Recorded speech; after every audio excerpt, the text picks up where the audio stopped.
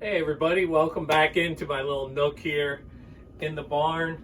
Last we talked about was prepping our guitar body for primer and paint or stain or dye or whatever kind of finish you were going to be putting on it. And I shared with you that I was going to be doing a white spray-on primer. So we took the abrasive paper and went thoroughly over the body, trying to remove any scratches and defects. Since then, it's about 2 days later since the last video, and I've spent some time applying a light coat of primer, sanding it, light coat of primer, sanding it, etc. All in all, I probably have about 5 to 6 coats on here. Again, I'm a big fan of the Rust-Oleum 2X. This case, I'm doing a white body, so I used white primer. I ended up using this full can, so if that helps you out with how much you're doing, things like that. I don't think you need more than a can, but if you want to buy 2 just to be safe, you could. But doing 1 and doing it the right way will probably get you to where you need to be. After the last coat, I again sanded it with 220, and if you remember, we talked about taking those quarter sheets of abrasive paper, folding them into the thirds. Well, if you look at this, I know it's going to be kind of tough, maybe if I come closer to the camera. If you look at this, your abrasive paper starts to get clogged, gets these clumps in it. Once that starts happening, you can actually, those clumps can be hard and scratch and leave marks in your primer in this case, or if you're sanding your paint. So be real careful of that. So I actually went through a couple different pieces as I sanded this, but this stuff sands really well, really pretty easy to do, and if you've done the prep work after each coat, you should be pretty good.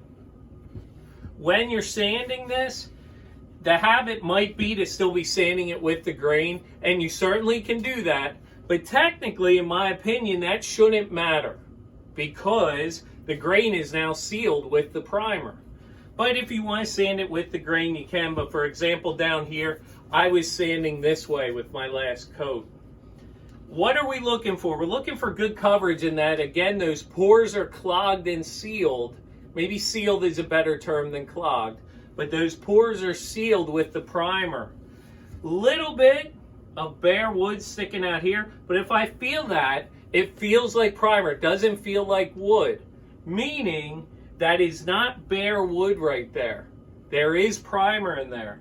And you're going to find that you get stuff like that on corners and edges, because those are the easiest parts to kind of sand real aggressively. Also might be the hardest parts for the primer to build up. So if you have a lot of kind of bare wood and it feels different as you run your hand over it, how can you really tell how something feels? Don't look at it. All right, look away, look up at the ceiling. Look at the wall, whatever it might be. And if you can feel a difference, not good. Keep going with more coats of primer. Anyway, again, I did this on a towel to help keep this from getting scratched. My next step now is to start doing my white base coat. This is going to get some stripes on it. And my base coat's going to be white. Again, that's why I chose a light white primer. If you're going with a darker color, use a gray primer. It'll help it go quicker when you do your paint. So my next step, I'm going to remove the towel, put my little sticks, my shims down, and start building this up with white paint. Ideally, I don't want to have to sand the paint. Can you? Sure. Some paints sand better than others, but ideally, in my experience, you don't want to. Again, my opinion is just my opinion. But it's from my experience doing guitar bodies and what has worked and what hasn't. You may know a different trick, and that's fine. I'm never going to tell you my way is the only way. As we're looking at this, notice how I got primer down in my pockets. I did warn you that I don't want a lot in here for that fit of the neck, but I did try and get it in there. Worst case scenario, if you wanted, you could have a wipe on, a brush on primer to do these pockets. Point of primer is to seal those pores, right? We don't want moisture getting in there. So not that I'm worried about this looking pretty in there, but I don't want it to be bare wood. So that's why we tried to get in our pockets everywhere. Again, my next step, time for paint.